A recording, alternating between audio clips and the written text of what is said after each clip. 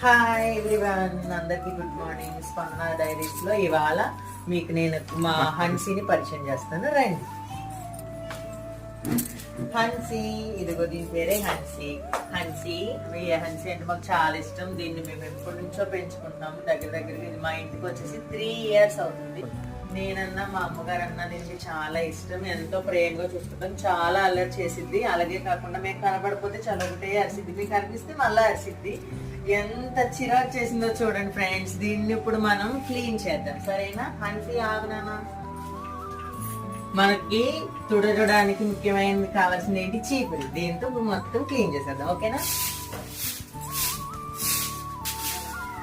నేను పొట్ట తీసుకుంటాను.